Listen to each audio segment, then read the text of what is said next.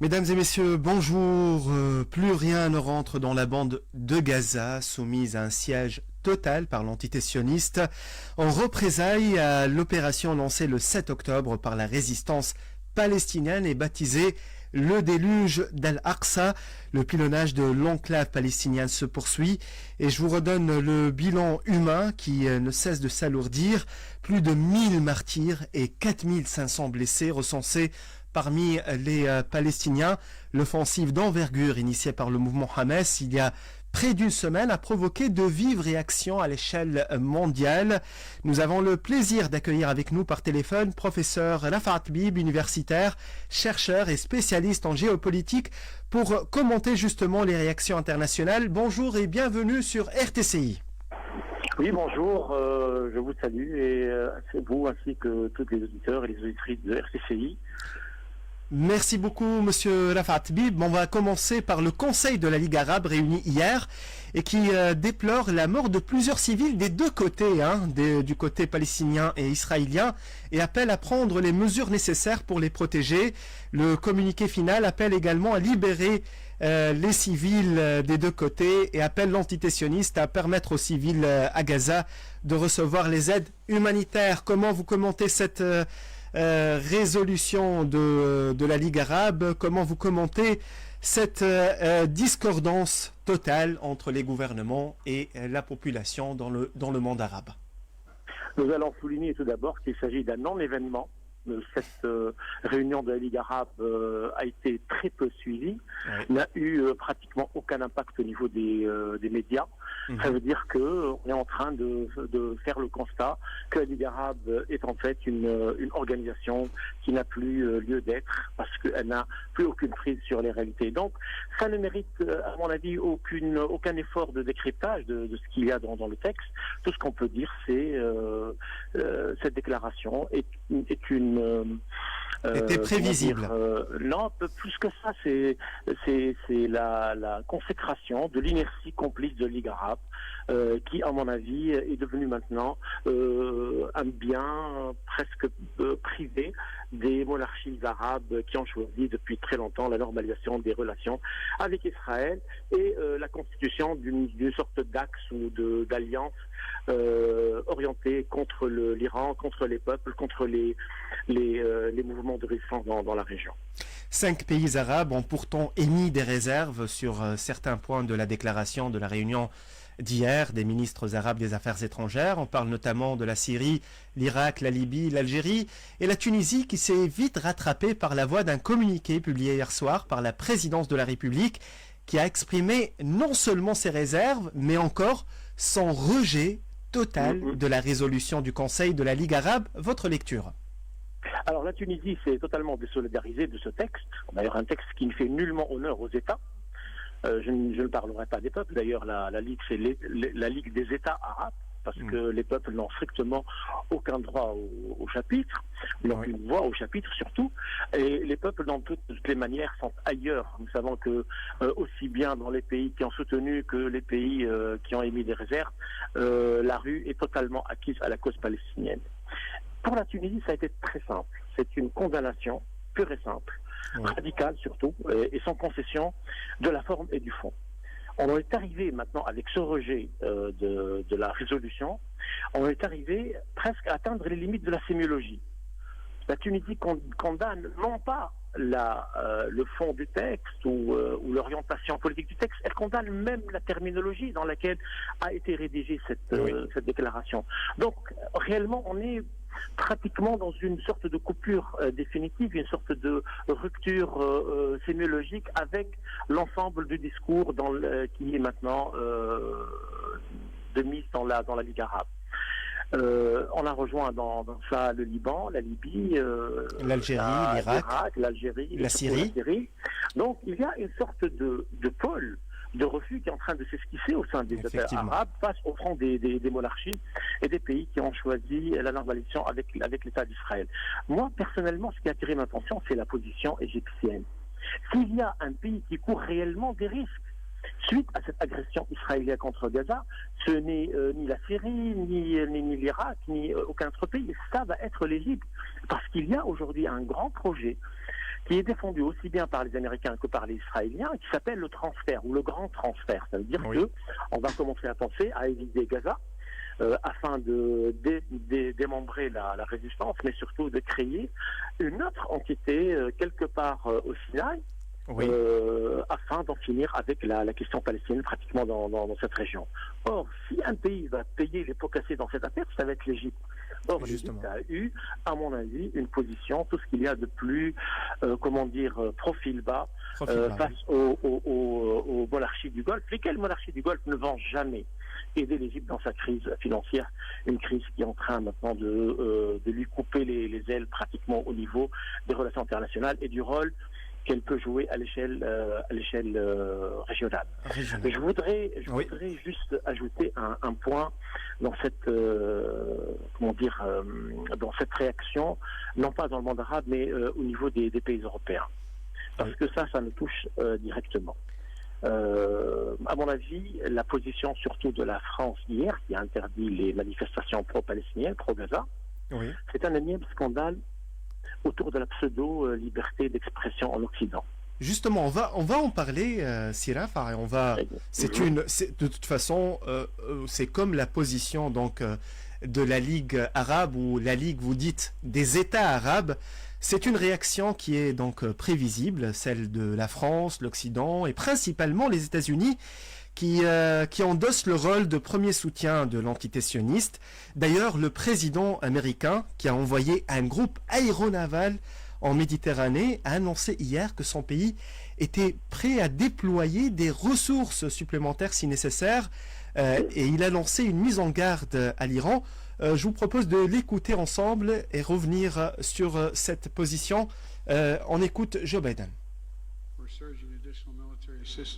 Et nous offrons une aide militaire supplémentaire à Israël avec des munitions, des avions. Nous envoyons une flotte en Méditerranée et nous y envoyons également des avions de combat. Et nous avons clairement annoncé aux Iraniens, attention. Et nous travaillons sur tous les aspects de cette crise des otages, y compris l'envoi d'experts pour aider à la récupération des otages. Monsieur Rafat Bib, comment vous expliquez ce soutien de la France, de l'Occident, des États-Unis à l'entité sioniste et en contrepartie un acharnement contre la résistance palestinienne et l'Iran? D'abord, je fais un constat. Comme je l'ai dit tout à l'heure, c'est un énième scandale autour de la pseudo-liberté d'expression en Occident. Il y a une sorte d'omerta autour du carnage à Gaza. Et une union sacrée autour du soi-disant droit du peuple israélien à défendre son existence. Alors que on voit très très mal qui est aujourd'hui réellement fait l'objet d'une extermination. Moi, ce que je peux dire, si vraiment on veut expliquer cette position de la part des pays occidentaux, il y a, à mon avis, deux niveaux. Le premier niveau, c'est une sorte d'angoisse, une angoisse d'ordre presque ontologique en Occident. La désinformation ne peut plus cacher les véritables défaites cuisantes qui sont annonciatrices d'un changement radical des rapports de force dans le monde et par voie de conséquence des relations internationales. Tout ce qui a été dit autour de l'Ukraine, sur la contre-offensive du printemps, etc., s'est avéré être un gros mensonge qui n'est pas passé. Les réalités sur le terrain le démontrent. Rien qu'aujourd'hui, il y a eu une très grande percée de l'armée russe dans le front sud. De même, ce qui se passe en Palestine, ils croient que par la désinformation, on peut tenir les gens. Or, ce n'est plus possible. La France, qu'on le veuille ou pas, que le veuille Macron ou pas, la France a changé au niveau de son profil, même de son profil populaire. Ce qu'on a vu dernièrement, les soi-disant marches de soutien à Israël sont vraiment de l'ordre de la psychopathie généralisée. Il y a maintenant une très très forte puissance populaire à l'intérieur de la France. Qui soutient les droits arabes, les droits inaliénables des peuples arabes, et en premier lieu des Palestiniens, et qui refuse cette politique de la France, et qui refuse la politique de l'Occident à notre égard. Et cela, on ne peut pas, ces gens-là, on ne peut pas les faire taire. On peut interdire, on peut faire sortir des édits interdisant les manifestations, mais on ne peut pas cacher le fait qu'il y a maintenant une très grande sympathie pour Gaza dans la rue française. Dans la rue française, oui. La deuxième chose qui est très très importante, c'est que ce soutien-là, il est de quelle nature ? Il faut vraiment se poser cette véritable interrogation qui peut nous éclairer sur l'impasse dans laquelle aussi est l'Occident et en premier lieu les États-Unis. Est-ce qu'on fait la guerre contre les ruelles de Gaza qui font même pas 2 à 3 mètres de largeur avec un porte-avions? À quoi a servi toute la flotte américaine en mer Noire dans la guerre en Ukraine? Absolument rien. Justement. Impact zéro. Donc, ils sont en train de faire maintenant, c'est une sorte de volonté de faire taire les voix qui sont en train de s'élever maintenant à l'intérieur des pays occidentaux et qui disent pourquoi nous devons soutenir nécessairement une entité qui est devenue une entité assassine avec l'argent des contribuables. Et c'est la même chose qui s'est passée avec l'Ukraine. Maintenant, vous avez des voix républicaines, ça veut dire parmi les plus conservatrices aux États-Unis, qui sont contre le financement de la guerre en Ukraine. Alors que dire ce qui va advenir dans les jours à venir et les semaines à venir dans la question palestinienne? Justement, Justement, je vais donc dans le même contexte, on va parler du changement des rapports de force, Monsieur Rafat Habib, et ce qui nous intéresse, c'est la position du président russe Vladimir Poutine. Selon lui, le regain des tensions en Palestine témoigne de l'échec de la politique américaine qui a, selon lui, ignoré les intérêts fondamentaux du peuple palestinien. Poutine appelle clairement à la création d'un État palestinien indépendant et souverain. On l'écoute et on revient. Et nous voyons aussi une aggravation de la situation au Proche-Orient, et je pense que vous êtes nombreux à être d'accord avec moi sur le fait qu'on a ici une illustration de l'échec de la politique américaine au Proche-Orient, qui a voulu monopoliser l'activité politique, mais les intérêts du peuple palestinien n'ont pas été respectés. En premier lieu, la nécessité de mettre en œuvre les décisions du Conseil de l'ONU, c'est-à-dire de l'établissement d'un État palestinien indépendant. Monsieur Rafat Habib, je vous propose aussi d'écouter avec nous cette déclaration de Poutine hier qui tente d'aller plus loin et qui met en garde les Américains. Ouvrez les yeux, l'époque de la domination coloniale est terminée.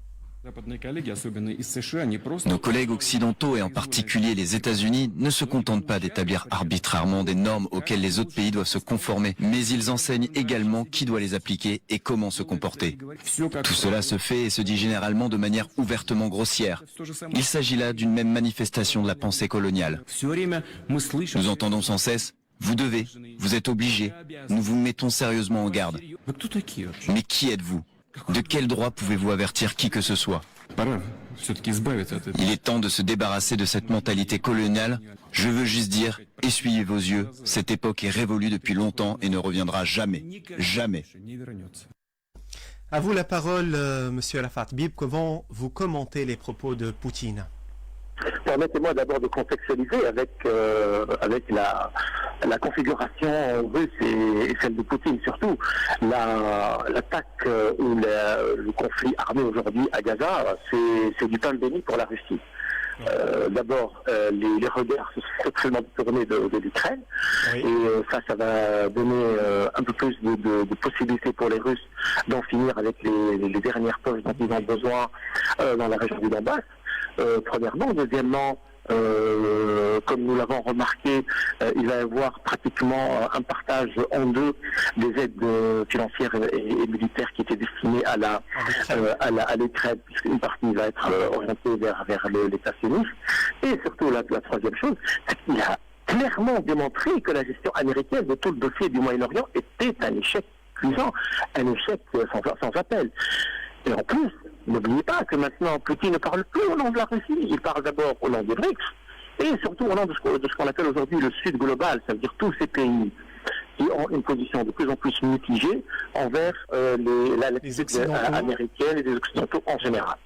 Donc, il y a maintenant un repositionnement d'un grand ensemble au niveau international qui va dans le sens de ce qu'a dit le président Poutine.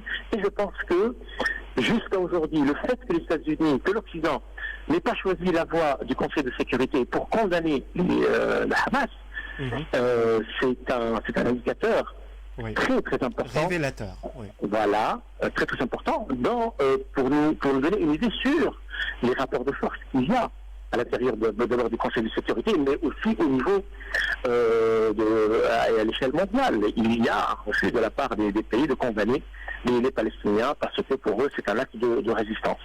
Moi, ce qui m'intéresse dans tout ça, c'est que maintenant, il faut qu'il y ait absolument une mise en synergie de l'action russe, de l'action chinoise, du Sud global, des pays en ligne, etc., afin de parvenir à un cessez-le-feu, au moins à l'échelle humanitaire, afin d'alléger les souffrances du peuple à Gaza. Ça c'est un impératif qui ne peut plus attendre. Pour ce qui est du reste, pour ce qui est de l'armement, des munitions, etc., les Palestiniens ont très bien planifié cette action. Ils sont prêts à demeurer dans leur poste des mois entiers encore. Et je pense que ce qui est important pour nous, au niveau à l'échelle de notre Maghreb, à l'échelle peut-être même du nord de l'Afrique, avec toutes les amitiés que nous avons dans la région, c'est de pousser à ce qu'il y ait un mouvement à l'échelle internationale, à l'échelle locale, etc., afin qu'il y ait un arrêt des combats. Et d'ailleurs, Israël ne peut rien du point de vue, je parle géostratégique, ne peut rien réaliser par les bombardements. Ils ne peuvent pas avoir accès à leurs prisonniers. C'est impossible. Et d'ailleurs, si les Palestiniens tiennent bon, on ne va plus aller vers un échange de prisonniers. C'est ce qui a été annoncé dernièrement par le Hamas. Ce n'est plus maintenant un échange de prisonniers, ça va être un échange terre contre prisonniers, territoire contre prisonniers. Et lui termine sur quelque chose qui est très important, et qui me paraît être annonciatrice, comme vous l'avez dit tout à l'heure, de ce qui va advenir du monde. Moi, je pense que la chute du mur de Berlin a créé et a ouvert la voie à une hégémonie occidentale sur le monde. L'Occident, après la chute du mur de Berlin, n'a pas choisi le bon moment pour imposer son modèle démocratique. Au contraire, il a voulu dominer de la manière la plus scélérate qui soit tous les peuples de la planète. Aujourd'hui, à mon avis, la chute du mirador de Gaza annonce la fin de cette période historique et l'avènement des peuples. Justement, Docteur Rafat Bib, je rappelle, vous êtes universitaire, chercheur et spécialiste en géopolitique. Merci infiniment pour cette analyse. Et je vous rappelle également qu'il y aura un rassemblement de soutien au peuple palestinien ce jeudi à midi. La marche débutera depuis le siège du syndicat des journalistes au Belvédère et se dirigera vers l'avenue Habib Bourguiba. Le débrief se poursuit. Nous serons de retour dans quelques instants.